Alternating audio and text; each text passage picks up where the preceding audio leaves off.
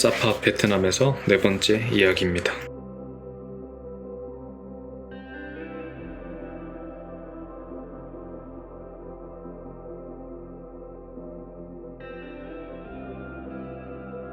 판시판산을 다녀와서 또 다른 곳을 시간이 좀 남아가지고 둘러보다가 뷰가 아주 좋은 곳이 있다고 해서 가고 있는 중입니다. 날이 너무 더워가지고 근처 노상에 들려서 아이스커피를 주문을 했는데 이 아이스커피라는 주문이 똑바로 들어갔는지 안 들어갔는지 확신이 없어서 조금 걱정하고 있었던 모습이고요. 아이스크림을 꺼내주신 거 아니겠지? 얼음을 꺼내는 거겠지? 과연 여기 공원의 특징은 산책로가 아주 잘 되어 있습니다. 경사가 상당히 높은 편인데도 불구하고 다양한 관광객들이 하이힐 같은 거를 신고도 편하게 돌아다니시더라고요. 근데 저는 등산화를 신고도 걷는 게 아주 힘들었습니다. 올라가는 길 도중에 이렇게 노상이 이렇게 몇 개 있어가지고 음료수나 물 같은 걸 구매하기도 쉽고요. 그리고 이런 기암괴석이 있는 길을 따라서 쭉 올라가면은 이 사파타운 전체를 내려다 볼 수 있는 전망대를 갈 수도 있습니다.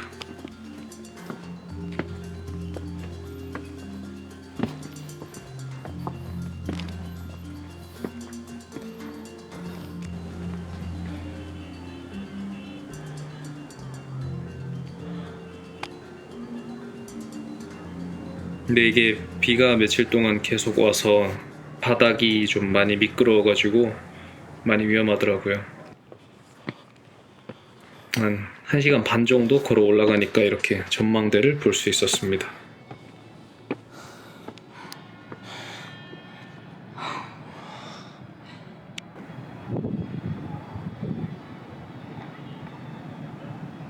아래로 내려다 보이는 사파타운은 생각보다 규모가 꽤 크더라고요. 근데 이 보이는 건물들의 절대 다수는 주민들이 실제로 거주하는 건물들이 아니라 전부 다 숙소로 활용되는 건물들 혹은 상가로 활용되는 건물들입니다.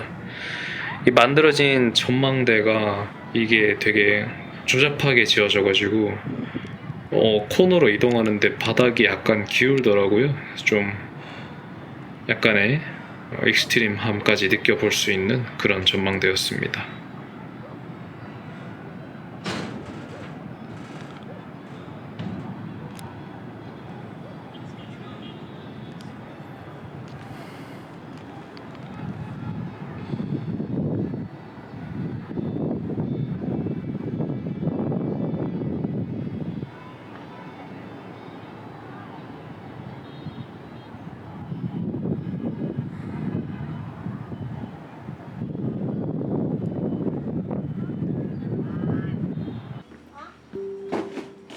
전망대도 둘러보고 이제 다시 숙소로 내려가는 길인데요.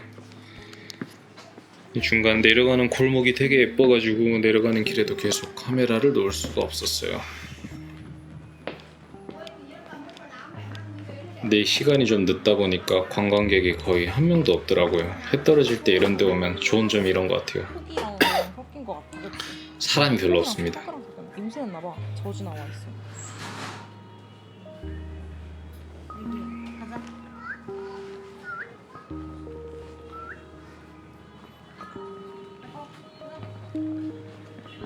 절대 안 가네.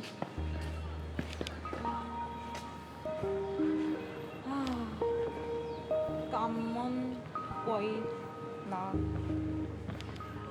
방문해 주셔서 감사합니다.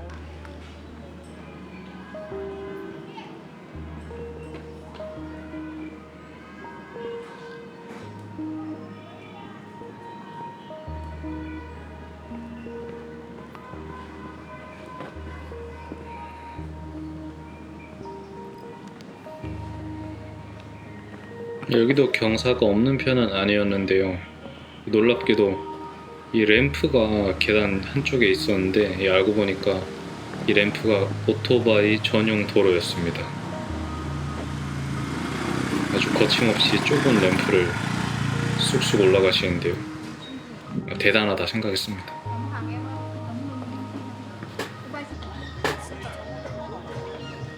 비싸. Đây này.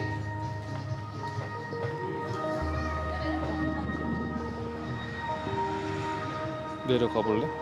내려가 볼래 여기? 여기는 제가 한 5년 전에 왔을 때도 그대로 있던 골목 같은데요. 바뀐 게 한 개도 없어가지고 되게 신기했습니다.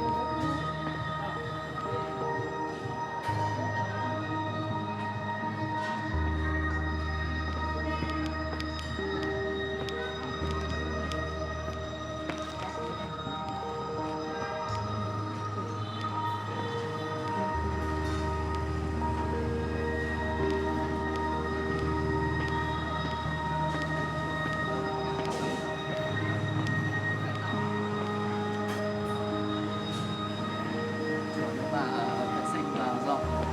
Không phải rau đâu.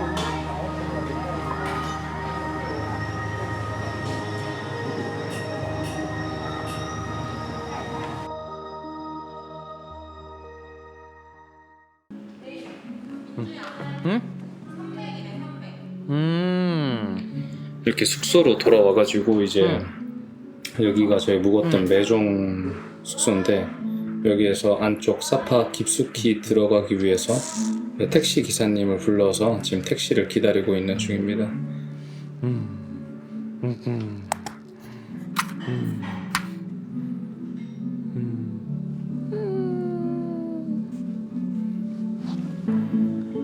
오늘 뭐하고 놀았죠? 뭐하고 놀았대요? 귀찮아요? 눈에 안 마주쳐요? 굉장히 순하더라고요. 나 다음 생에 너로 태어날래.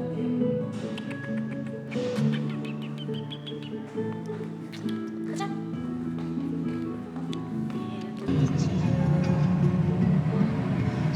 택시를 타고 가는 중인데 도로가 안쪽으로 깊숙이 들어가는 도로 중에 한 70% 정도는 포장이 안 되어 있어요. 해가지고 엄청나게 흔들리고 위험하게 느껴집니다. 결국에 이렇게 저렇게 도착을 해가지고 내렸는데 저희 숙소가 아닌 거예요. 그러니까 주인이 없는 거야, 호스트가. 해가지고 안쪽으로 한참 더 걸어가서 그 호스트를 만난 상황입니다. 이 번갈로우네. 저희는 처음에 여기가 숙소인 줄 알았는데 알고 보니까 저희가 내려서 돌아왔던 곳이 사실 숙소가 맞고 이제 본부가 엄청나게 깊숙하게 있었던 거죠. 그래서 2번 왔다 갔다를 했어야 됐습니다. 네, 가는데 이제 저희가 늦은 시간에 가가지고 그 애기 재우지도 못하고 이렇게 따라 나와 주시더라고요. 근데 안 나오시면 또 어떡할 거예요? 저희는 또 방에 못 들어가는데. 근데 애기가 되게 시간도 늦었는데 에너지가 어마어마하게 넘치더라고요. 막 저 포크레인 장난감 들고 막 바닥에 끌고 다니고 뛰어다니고.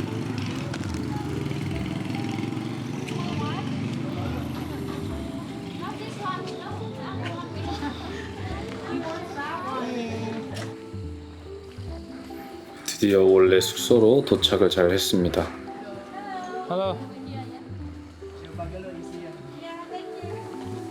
숙소 옆에는 작은 바가 있었고요. 먼저 도착한 손님인지 아닌지 모르겠는데 누가 있더라고요. 누군지 모르겠네. 되게 풀이 우거진 곳을 지나가가지고 딱 가면은 방갈로우가 있습니다.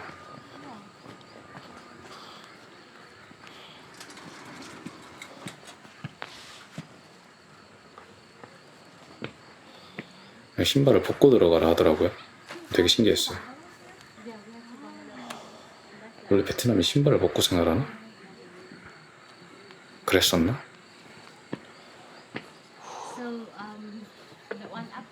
근데 카펫이 그렇게 깨끗하진 않았어요. 먼지도 좀 있었고 벌레도 엄청 많았고요. 아무튼 여기에서 잘 쉬다가 체력 보충하고 다음날 일어났는데 아무것도 하기가 싫더라고요. 그래가지고 그냥 아침 먹고 커피 마시면서 비 오는 거 구경이나 하고 앉아 있었습니다. 되게 나른하달까요? 날도 흐리고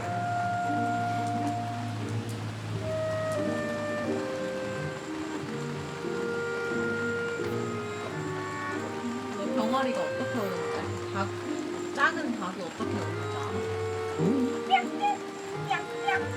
알아? 진짜. 암탉 막 오! 이렇게 울고 그 중간 단계인 닭들은 삐약삐약 온다?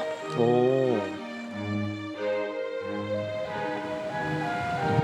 다음날 자고 일어나서 숙소에 앉아 쉬려다가 비가 그쳐 근처를 돌아보기로 하고 잠깐 나와봤습니다. 가는 길에 이렇게 하천에서 샤워하고 있는 오리들도 볼 수 있었고 전날 계속 간헐적으로 비가 와서 강줄기가 많이 거세더라고요. 그러니까 닭이랑 우리가 섞이지. 근데 얘네들이 아무튼 계속 걸음을 옮겼습니다. 쓰레기 지나가는 길에 볼 수 있었던 버팔로 무리. 뒤에 아저씨가 버팔로가 딴짓을 하려 하면 회초리로 엉덩이를 때리더라고요. 신기했습니다.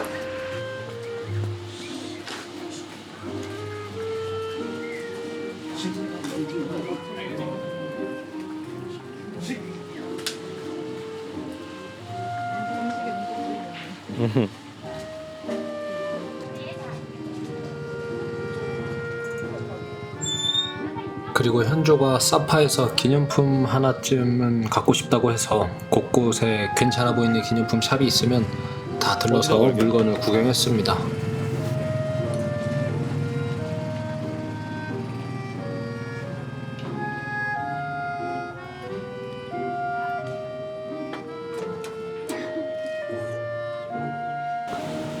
마음에 드는 물건을 바로 찾기는 쉽지 않았지만요.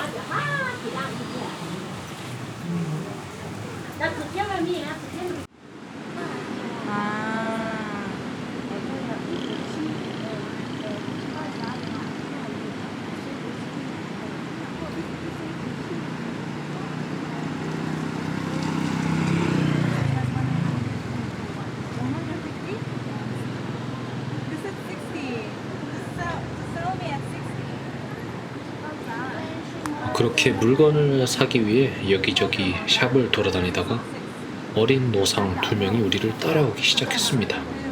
최대한 무시하는 게 방책이라 생각하고 관심을 안 주려 하는데도 터무니없는 가격을 부르면 끝까지 우리를 따라다니더라고요. 안 산다고 10번은 넘게 말했던 것 같아요. 그렇게 30분 정도 우리를 따라오더니 이내 포기하고 그 둘은 돌아갔습니다.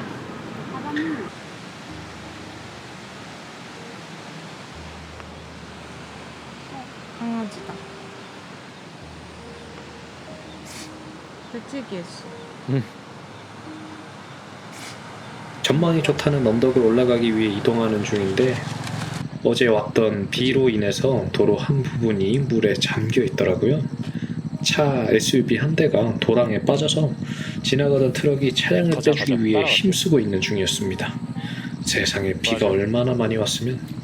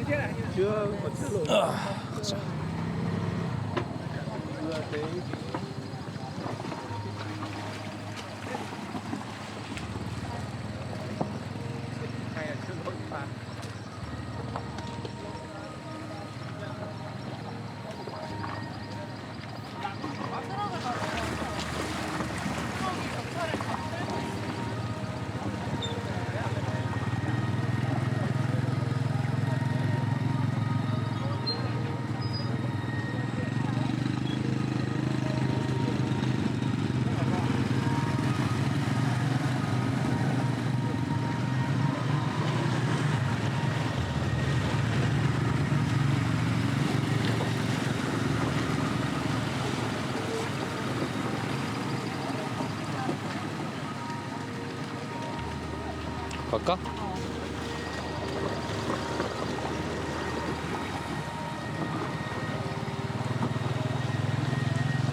오케이.